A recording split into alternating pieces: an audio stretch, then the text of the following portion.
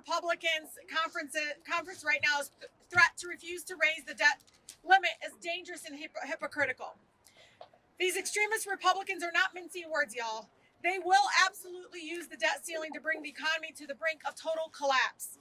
Your health care, prescription drugs, Medicare, Medicaid, SNAP benefits, and Social Security are all on the chopping block. We need a clean raise of the debt ceiling. And make no mistake, Congress has raised the debt ceiling 78 times since 1960. The Republican majority in the House voted 3 times themselves to raise the debt limit under the former forever impeached president. If Congress fails to lift or eliminate the debt limit, the federal government would be unable to pay its bills and enter default, as you all know. This would be dire consequences for everyday people, Americans, our residents, and trigger a financial and economic crisis for our working families. If we breach the debt limit this year, the government would be unable to borrow money to fund existing federal programs that my community relies on heavily. That means Medicare would no longer be able to provide health care services or reimbursements. Medical families would no longer receive a paycheck, right, Jan? I mean, they will not get anything. They'll shut it down. Social Security recipients would no longer receive checks, risking their ability to pay for groceries, rent, and utilities. Working families would no longer receive food assistance like SNAP. This outcome is completely unacceptable.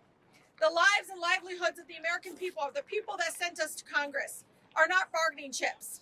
Congress must raise or eliminate the debt limit altogether.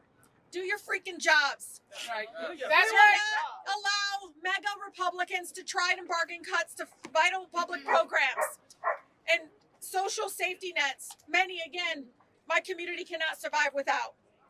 Republicans need to stop holding the economy hostage. And I cannot thank all of you to bring the human stories behind this. I can tell you one program where a mother told me, please, Rashida, make sure they don't do anything to this early childhood program. And I said to her, don't worry, I'm going to find a different program for you if something happens. She goes, you don't get it. That's where my children eat twice a day. These are real life impacts in our families that are still surviving. What we give them is not even enough.